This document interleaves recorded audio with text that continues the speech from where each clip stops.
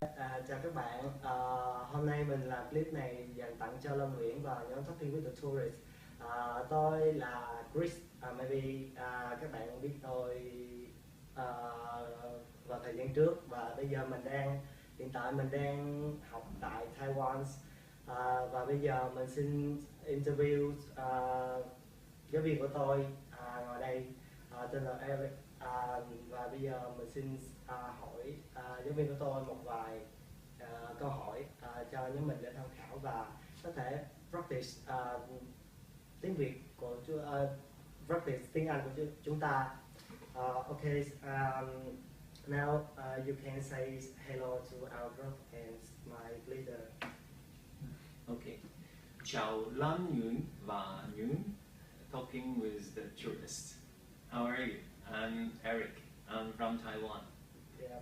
And now I would like to ask him to introduce. Can you introduce about yourself a little bit and tell wisdoms about the cultures and the life here, or even our studying here? Okay. My name is Eric Zhang, and I'm a Taiwanese, but I had several experiences living abroad. I stayed in UK for about 4 years and 1 year in America, and I also got a chance to visit Ho Chi Minh City and Hanoi. And I like traveling a lot, and I also like to learn foreign languages. And as you can see, I'm also trying to learn Vietnamese from our local students here. And I really encourage people like you to study abroad, because right at this moment, if you are young and you got the opportunity to open your eyes and try to have more sense about what is going on in the world, that will benefit you a lot in the future. And I'm familiar with here in Taiwan, so when it comes to introducing you the life and study in Taiwan, I think it's relatively easy for you, because when it comes to the culture, we are all in the Eastern Asian countries, and we share very similar culture. So maybe how about the religion, or even about the language is so similar.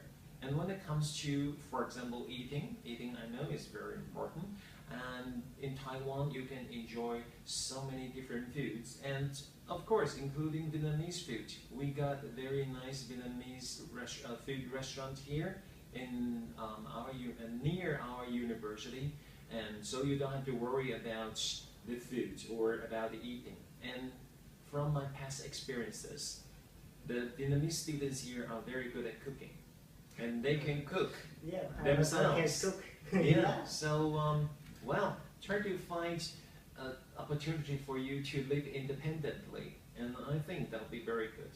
And when it comes to our education here, when you come here, what I think is you can both make good friends and try to make good friends with the classmates as well as the teachers. So that's a very good opportunity for you to come here.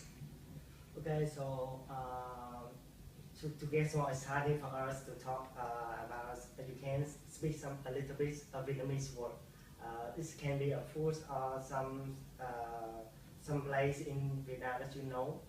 Yeah, you can say some words in Vietnamese for us to hear, because we study for foreigners. I just remember so many nouns. Okay, the name of the dishes like bánh cuốn, gỏi cuốn, bánh mì cắt thít, lẩu dê. Lẩu dê, yeah. Yeah, and sầu riêng. Điếu riêng, sầu riêng. Oh, it's so strange. Chung. Yeah, sầu riêng, right? Tôi mong chung. Yeah. Tôi tên là Eric. Yeah. That's quite exciting for us to hear from you. Thank you a lot. And now I want to know about the way that you can improve your English. And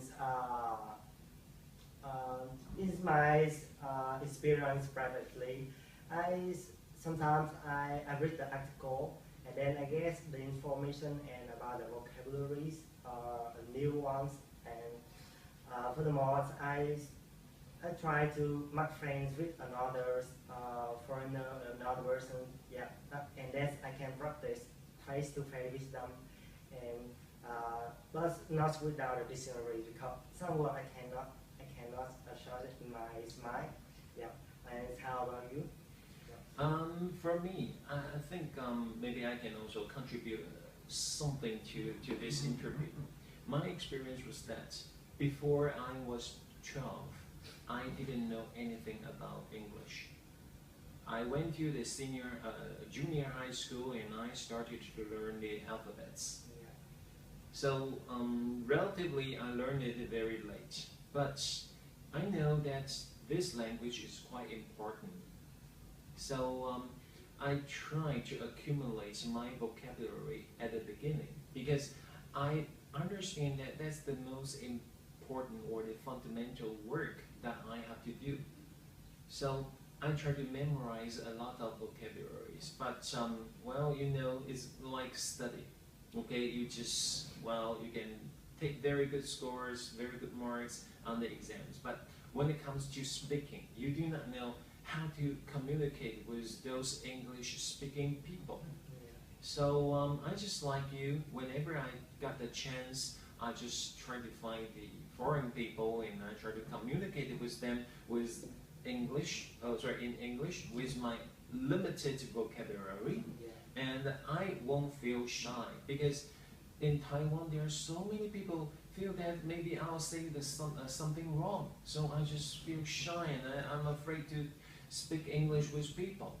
I think there's something wrong because when it comes to communication, even sometimes if you use the right word, only a single word, and then you can get your meaning across.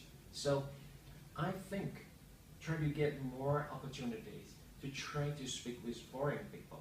And the other thing I learned English was that I try to memorize sentences from books when I read it. There's something good and I just say, okay, I'll just take this as mine. So that's a whole sentences. yeah, and the whole sentence, not the whole paragraph. I think, well, this sentence is good. I just memorize that. So that will also help. Yeah. So I think by trying to remember something that's the input and trying to try to speak out something that's the output, and that will help you to try to improve your English. Yeah, that's also my group purpose to improve our English. And you can have. And how do you think about our group as idea to improve our English, to boost our English up? You know. I think that's a very good idea in forming a group like this, because here in Taiwan we normally don't have a group like this. I feel it's a pity because there are so many foreigners coming here. No matter what their purposes are, there are sometimes maybe they would like to interact with local people. Because speaking with the tourist actually is not only a one-way communication, or we try to take advantage of saying, okay, take advantage of their time and we try to improve our own language ability. We're also trying to communicate with them, so there will be some kind of interaction. They at the same time will understand more about us. Yeah. So for you, I think that's a very good strategy. You let people know your country, your local culture, but at the same time, you can use language that you think is important, and then I think that will be something very good at the end. Yeah, okay. And you have some advice for the persons, the young people, don't dare to talk with another foreigner because they're quite shy. Yeah, they're quite shy and unconfident with another strangers people, and you have to got any advice for them because myself also have those people, but after that, that's what calls in Chinese voice mimi, right? Mimi with another leader or another person, and then they can be confident. And have you got any advice for us? Okay. Because I understand that whenever you want to approach someone who you don't know or they don't know you, and people might just refuse you, and you feel embarrassed or you feel, well, awkward. But don't think it that way, because it's very normal. People refuse you. So that's something very normal. If some people would like to accept you and would like to interact with you, we should thank them. Okay? We should try to do our best to try to provide the information maybe they need. And I think that is a very good starting point of think of how to interact with the foreign tourists.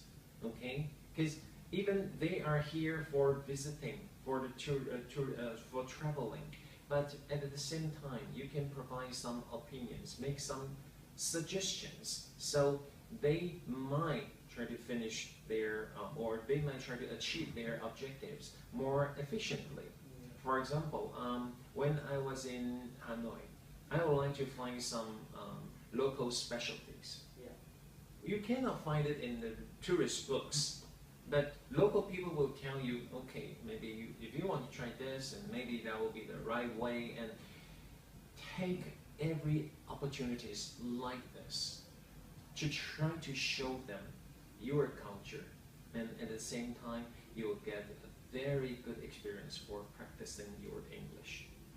Okay, that's the end of our conversation.